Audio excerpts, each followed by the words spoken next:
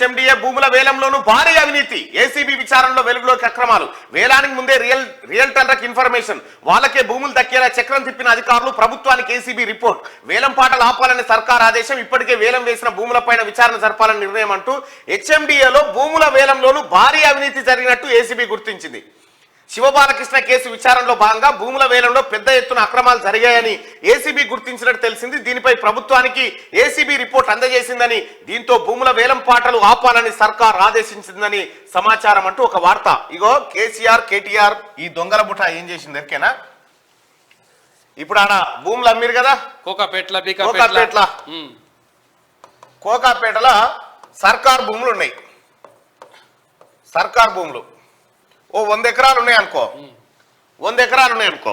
ఈ సర్కారు భూమి పక్క పంటే కేటీ రామారావు ఈ దొంగల ముఠ అంతా పెద్ద భూములు కొంటారు. ఈడ 1000 ఎకరాలు ఉంటాయి వాళ్ళకి, ఈడ 1000 ఎకరాల భూమి కొంటారు రియల్ ఎస్టేట్ భూమి కోసం. కేటీఆర్ బినామీలు కొంటారు.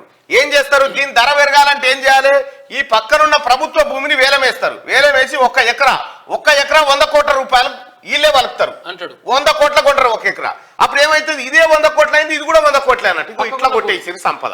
అయితే ఈ 100 కోట్లు కొన్నోడు ఇప్పుడు కొన్నోడు పైసలు వేయలేదంటే వాడు కూడా ఇయ్యలే. మళ్ళా అది గుర్తుపెట్టుకోవాలి, అది చాలా ఇంపార్టెంట్. మళ్ళా దాని మీద భారీ అవినీతి జరిగిందని చెప్పి ఏది బయటకు వచ్చింది. హెచ్ఎండిఏలో భూముల వేలంలోనూ భారీ అవినీతి జరిగినట్టు ఏసీబీ గుర్తించింది. శివబాలకృష్ణ కేసు విచారణలో భాగంగా భూముల వేలంలో పెద్ద ఎత్తున అక్రమాలు జరిగాయని ఏసీబీ గుర్తించినట్టు తెలిసింది. దీనిపై ప్రభుత్వానికి ఏసీబీ రిపోర్ట్ అందజేసిందని, పూర్తి స్థాయిలో ఇప్పటి వరకు వేలం వేసిన వాటిని కూడా విచారణ చేయబోతా ఉంది. దయచేసి ముఖ్యమంత్రి గారు ఆ నూజివీడి సీడ్స్ కు సంబంధించినటువంటి ఆ భూములు ఏవైతే ఉన్నాయో 20-30 ఎకరాల పుణ్యానికి గవర్నమెంట్ భూమి సార్, వాటిని వాపసు తీసుకోండి.